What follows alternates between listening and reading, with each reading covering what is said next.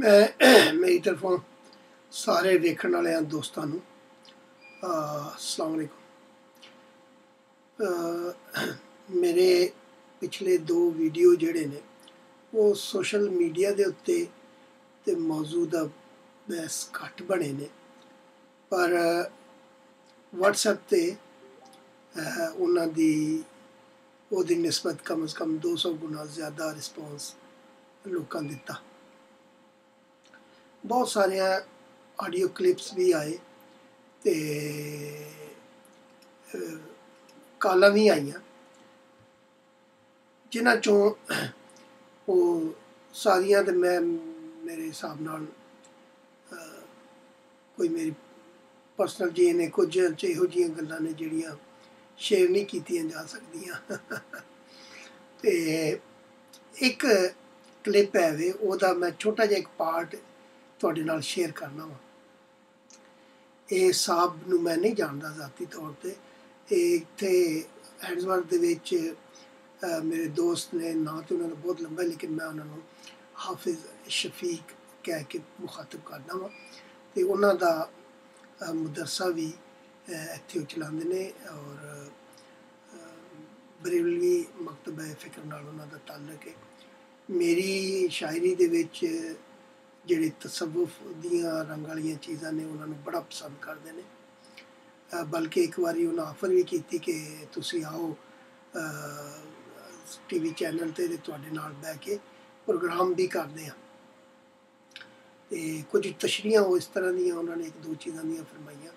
तो मैं उन्होंने कहा कि मैं इन्हां मामलिਆਂ 'ਚ हाली बड़ा खुंडा वां ते इस तरह की गलबात मैं चाहता कि मेरी जिंदगी 'ਚ ना होवे। जदों मैं मर जावां तो फिर तुसीं ये बहस मुबासे और ये तशरीहां और ये चीज़ां होनियां चाहिए। तो कहते हैं क्यों जिंदगी दे विच क्यों नहीं होनी चाहिए। तो मैं चाहता कि जिंदगी 'ਚ तुहानूं जिहड़ा ना तुहाडी ये चीज़ जिहड़ा ये रंग जिहड़ा ये लोकां नूं दे सामने लिआंदा जाए और ये कीता जाए। लेकिन मैं उन्होंने कहा कि तुसीं जदों जे मैं पहले मर गया तो बाद ही तुसीं करदे रहना, तो जे नहीं तो बाद च आउण वाले लोग करदे रहणगे। बहरहाल एनीवे उन्होंने अपने किसी दोस्त को मेरी वीडियो भेजी तो उन्होंने एक तवील तबसरा अनायत फरमाया। ना उन्होंने मैं पूछे नहीं पता लगा, लेकिन पता लगा है कि वो इकबाल के हवाले नाल बड़े वड्डे रिसर्चर ने और उन्होंने बड़ी रिसर्च है वे और नोट करो की फरमाते हैं। अस्सलाम वालेकुम वरहमतुल्लाहि वबरकातुहू। हाफ़ साहब में वीडियो देखी है तो जनाब ने काफ़ी सवालात उठाए इनके। जिस वक्त अंग्रेज़ा ने बरसगीर पाको हिंद पर कब्जा किया सी ते उस वक्त दे जिहड़े शुअरा सन उन्हां अपना रोल प्ले नहीं किया, उन्हां अपना किरदार अदा नहीं किया ते उन्होंने जिहड़ा ना ये शायरी ऐसी नहीं की कि जिसने नाल उस कौम की बेदार किया जाए। उन्होंने गुफ्तगू तो वाज़िया लगना है कि उन्होंने अलामा इकबाल साहब ने बिल्कुल मुतालिया कोई नहीं किया।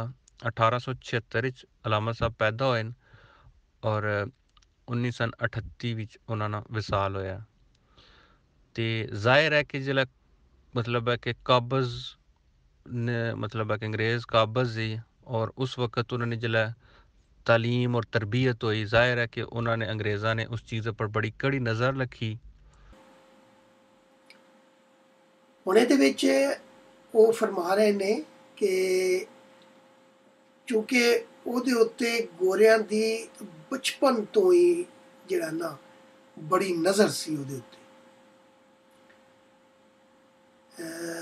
ਉਸ ਦੀ ਉਹਨਾਂ ਨੇ ਮਤਲਬ ਦੱਸਿਆ ਨਹੀਂ ਕਿ ਕਿਸ ਤਰ੍ਹਾਂ ਗੋਰੇ ਨੂੰ ਪਤਾ ਲੱਗ ਗਿਆ ਉਹਦੇ ਬਚਪਨ ਦੇ ਵਿੱਚ ਇੰਨੀ ਵੱਡੀ ਸਲਤਨਤ ਦੇ ਵਿੱਚ ਕਿ ਇਹ ਜਿਹੜਾ ਬੰਦਾ ਹੈ ਵੇ ਇਹ ਕੱਲ੍ਹ ਨੂੰ ਬਹੁਤ ਵੱਡਾ ਸ਼ਾਇਰ ਬਣੇਗਾ।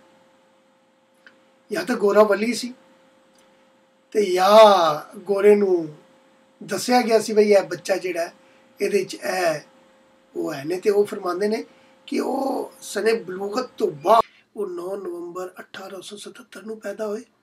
21 ਅਪ੍ਰੈਲ 1938 ਨੂੰ ਵਫਾਤ ਹੋਈ ਉਹਨਾਂ ਦੀ।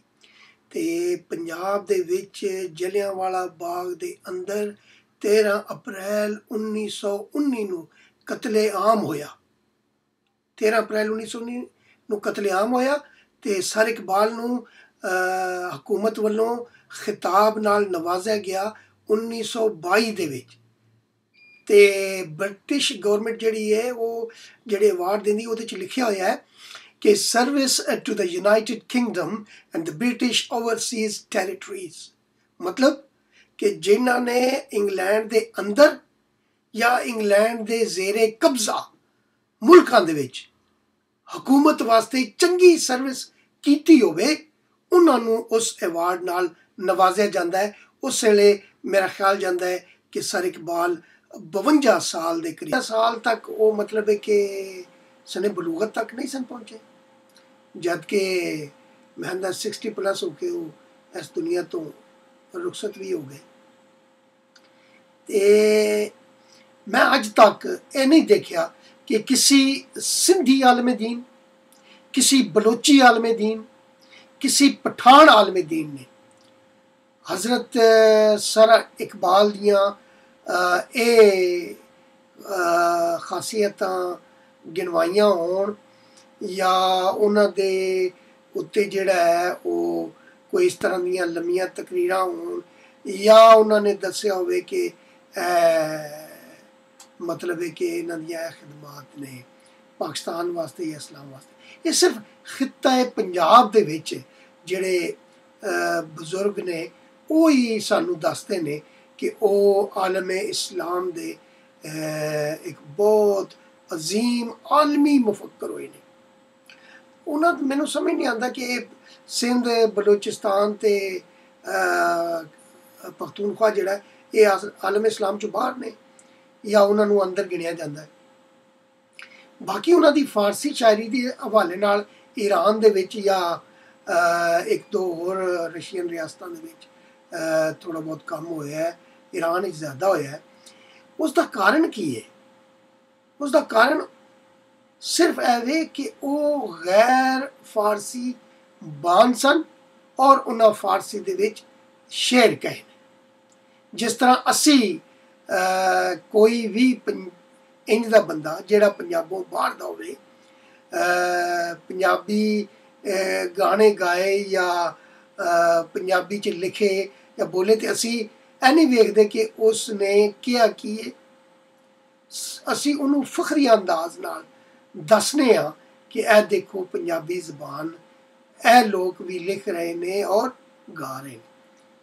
सो मेरे जिहड़ा वो है उन्हां दा कारण ऐ नहीं है कि वो कोई बहुत वड्डी उन्हां दी खिदमात ने।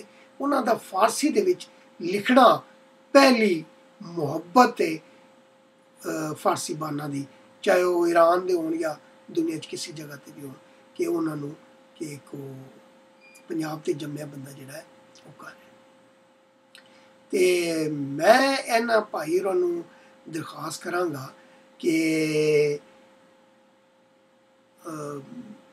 रविंद्रनाथ टैगोर नूं भी सर दा खिताब मिलिया सी, पर जलियांवाले बाग दे उत्ते आके उस बंदे ने सर दा खिताब वापस कर दिता सी।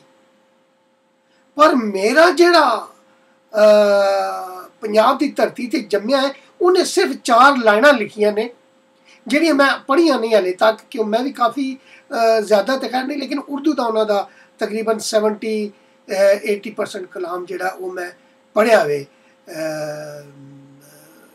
सर इकबाल का। मैनू नज़र नहीं आईयां, लेकिन इंतहाई काबिल एहतराम जनाब जलील आली साहब उन्होंने नाल WhatsApp ते गल हो रही सी पिछली बार, तो वो दस रहे सन कि उन्होंने जलियांवाला बाग दे उत्ते एक कथा लिखिया है। यानी वो बंदा सिर्फ कथा लिखता है तो गैर पंजाबियों के कतलेआम ते एजाज वापस कर दिंदा है। फर्क सिर्फ इन्ना है। मैं ए फर्क जिहड़ा है वो ही मैं दसना मेरा मकसद सी, कोई तौहीन या कोई इलम के हवाले नाल उस हवाले नाल गल नहीं सी। मैं सिर्फ ए दसना चाह रहा सा कि वो पंजाब जिस धरती ते पैदा होया है उस दी जमीन आजाद होना फ्रीडम फाइटर वास्ते असूल नंबर 1 के कि जिस धरती ते वो रह रहा है उस धरती ते अगर कोई हमला करके काबिज होता तो वह काम है कि उठ के खड़ा होके लड़े उस मैदान जिस मैदान का वो जरनैल है। ये जरनैल जिहड़े ने बकौल साडे स्कालरां दे ये शायरी के मैदान दे जरनैल नहीं चीफ ने। तो यारो चीफ जिहड़ा है वो उन्हां कातलों कोलों एजाज लै रहा है और 52 साल की उम्र भाई वो यंग नहीं सी, बच्चा नहीं सी, लालची नहीं सी, जिहड़ा कहा जाता ना वो भी इंसान सी या वो लकड़ी का नहीं सी। वो कातलों का साथी नहीं सी ना तो उन्हां दा मुखालिफ भी नहीं सी। अगर मुखालिफ होंदा तो दुनिया की तारीख दे विच हजार हा इस तरह के शुअरा मौजूद ने। खुद अरब दे विच जिन्हां शायरां ने जस लिखे ने, रिज्स लिखे ने, लड़ाइयां दे, जंगां दे, अपने हीरोज दे, उन्होंने पढ़ लो यार। ए मनते हो ना कि वो देखो गलती हुई है, मैं उस गलती की निशानदेही करना मेरा मकसद है। और अपने जिस तरीके नाल उन्होंने 1983, 84, 85 तो बाद पाकिस्तान दे अंदर पंजाब दे खित्ते विच खाली मुसलत किया गया, उत्थे हाफिज पैदा किए गए ने। उन्हों दा मकसद की सी कि पंजाब दी जेड़ी 11 करोड़ ए बेहोश पे ने ना, उन्होंने बेहोशी का टीका लाना सी, जिहड़ा बड़ी कामयाबी नाल ला दिता गया। उन्होंने वो इस्तेमाल किया जा रहा है। क्यों सानू सारे बाकी दे सूबे गालां कढ़दे ने कि वो मुहब्बे वतन नहीं?